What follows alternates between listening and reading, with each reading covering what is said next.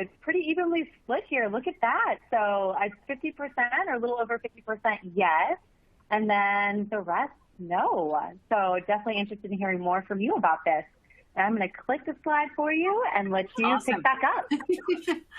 Awesome. That's great. Yeah, 48%. I mean, half and half, that means that, I see everything, the glass half full kind of way. So I would say that's great that, 50% of attendees are already implementing a lot of the advisory services into their firm. So for the rest of the attendees, this is a great opportunity for you to take some, great feedback from here and then try to implement those strategies that we're giving you. So, okay, so kind of what I wanted to do in here is that I wanted to bring a lot of those different stats into what do they exactly mean. So, by connecting that, what clients want are better matched services to what their needs are. So more strategically, strategic services. So it's not just bookkeeping, it's not just taxes, it's about all the key pieces that come together to bring the biggest value to and matches to what the client wants.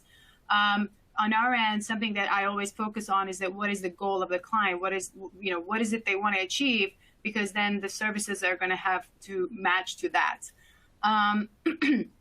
So the other key points that we kept seeing is, clients are looking for guidance, advice, and education. So more reason for us to be able to pass on or learn or train ourselves or get training on how we can pass that information and educate our clients. So they don't want to just get someone do something for them. It's with technology taking over and millennials, and I'll give an example. I just onboarded a young millennial.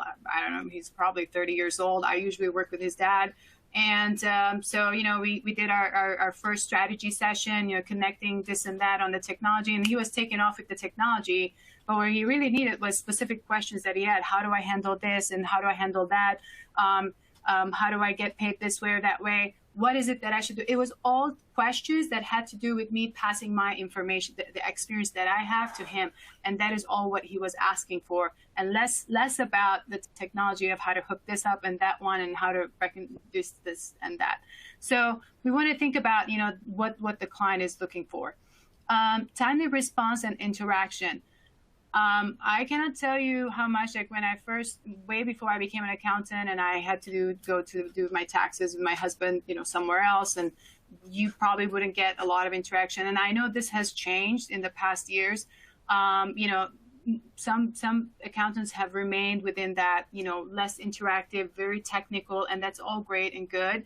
But there has to be someone managing the client. So if that person is not you, you should have maybe some kind of a managing account, a manager for that for that client to manage them, to kind of pass on the information that you need to if you're not going to be the one interacting. They have to have someone. And the timely response, when they send an email, or, obviously we want to have our limits, we don't want to be answering, calls and emails middle of the night. But at the same time, a quick response of saying, hey, I will be this or that, or I got your message, I'll respond to you within 24 to 48 hours. So just that kind of a response with the speed that we are going at right now, it's going to really make them feel better. So this is more of that, soft touch, the soft skills that we want to show to the client. And then proactive approach to guidance and advice. So what they want to do is that if a new guidance has come up, they don't want to see it after the fact. They want to hear about it first thing from you, the CPA, you, the accountant. So it's important for us to have that information as soon as it arrives to push it out.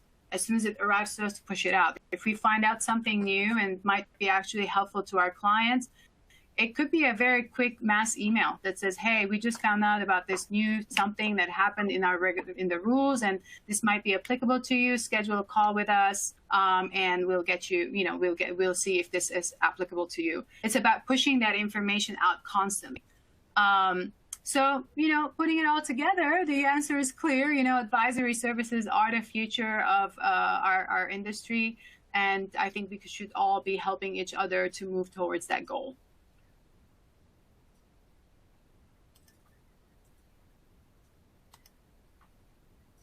Okay, nice. Okay, here we go. This time.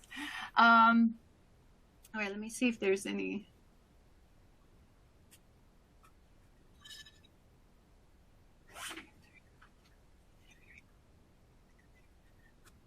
Sorry about that. I just had a moment. Okay, so some of the advantages of the advisory services. So one of the great things that I like about it is that, you know, it's a recurring revenue, which is more dependable than compliance. I mean, you know, trying to do a tax return and gathering the information, I feel like sometimes, you know, we're charging a fee, but then by the time you gather all the information from the client, it just literally, it has cost you more than what you charged. So, you know, by creating a plan of advisory services that just you charge them on a monthly basis, you don't have to worry about it. It's just already taken care of. So it's a repeat, it's reliable, it's easy to plan for your own business. So that's something that I like about the advisory services. They're also, you know, they're ongoing. They're not tied to a specific deadline. So it's, you know, it's not like a tax return where we'll all have to do this work and suddenly we're working more hours than we have to. And it's more like a very structured way for us to work and be able to keep our hours and our sanity on doing things more in a structured, efficient manner.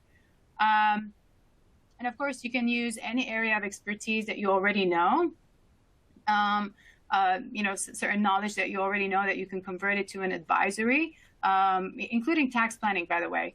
And then there's also, you know, you can add it additional revenue sources through, you know, through other means, such as, you know, without an expertise. So, and this is specifically what we're going to cover in a few minutes. And of course, with all of these different advisory services, you're literally answering the complaints that they had. So all the complaints that you're receiving, you're just answering back with a proper advisory services that are going to help your clients. And that's going to help make you the hero to your client.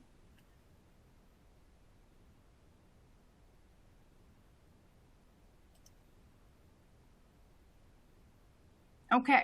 And then, so I wanted to cover here also, you know, some of the key things that the skills that are going to be needed for us in the future as we're prepping for that is, you know, as you can see, 57%, we're going to have to become more technology savvy. We really want to learn all the different technology that's coming up because they are going to take over. So we need to learn how to use that technology. Relationship building, 46%. This is why I mentioned the soft skills. It's really important for us that have, you know, some of us that are more on the technical side, and to really kind of hone in on our relationship building skills and you know, maybe take some training on that. And then business advisory. So we want to become that, you know, the reliable resource to our clients that whenever they have a question in their mind, you're the first one they email or call or text or whatever it is. You are the go-to person in their life. You are going to be able to connect them with others, other services they may even need. So as a business advisor, you're going to become that go-to person that they want to reach out to first thing they have a question.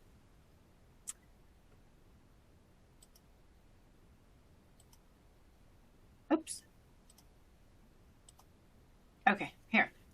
Okay, what are some of the steps that you can take to offer advisory services? Obviously, anytime you're starting a new project, you want to be able to get your team to buy in and involve them within the steps, right? So find the right, you know, maybe a manager and a couple other team members that can help put together what are these services going to be and how they're going to help manage this launch of the new services.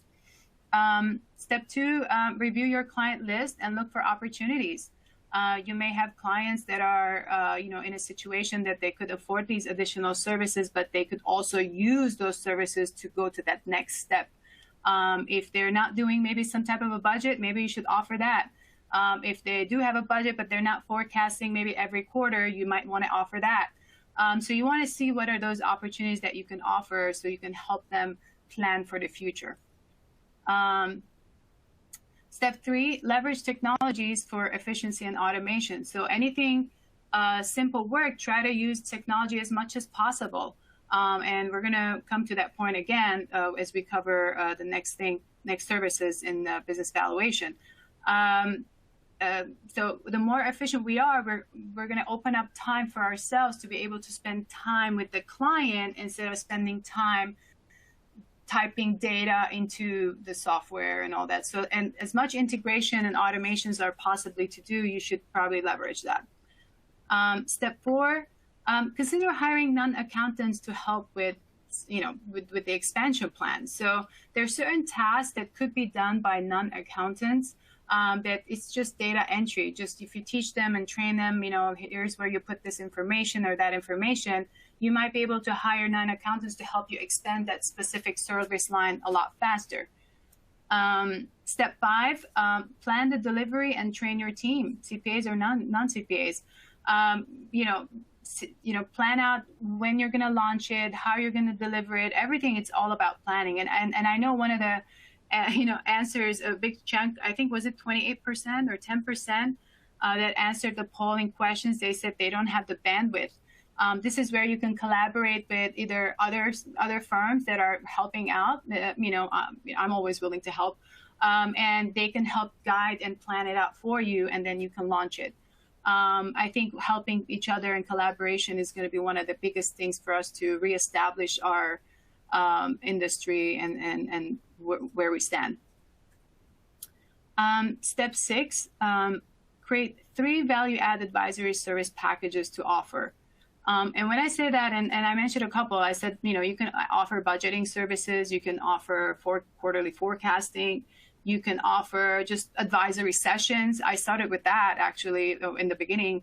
I would offer advisory sessions, and it would be like, hey, whenever you have a pile of questions, just schedule time with me. This is the fee for it, and we can talk about anything you want. And the other thing was, I created three packages. I called it advisory packages, and I just built in, okay, we can do a one-on-one where I answer any questions for you. I created another package where I said, okay, we can look at 1, 2, 3, 4, 5, whatever, and then build out. So at least 3 packages. And when I say packages, I truly packages, create feature, and a benefit.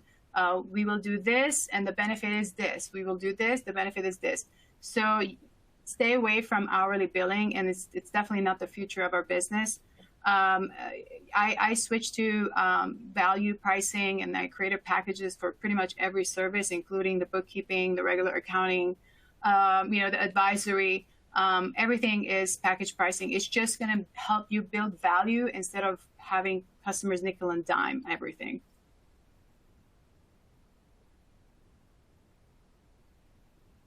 Okay, and then step 7, of course, promote your new offering to your clients. One of the things that my mentor always pushes for is, if you have an idea, ask it, put it out there. So if you're wondering if your clients need something like this, just put it out there. Send a little email with saying, hey, would you want to have me, kind of sit with you every month and go over, whatever, your financials, and would you benefit from this or that? Create a survey, have them answer the questions, and you'll see what it is that they're looking for, and you can plan it from there. And of course, always promote, promote, promote. That's the only way, you're going to grow your business as well. So promote it once, twice, 3 times. It usually takes about 8 times for people to take action. So So go ahead and promote your new services to your clients. And if you have the ability to have, someone on the team call each and every one of them and schedule them for an actual meeting, you'll have a better result.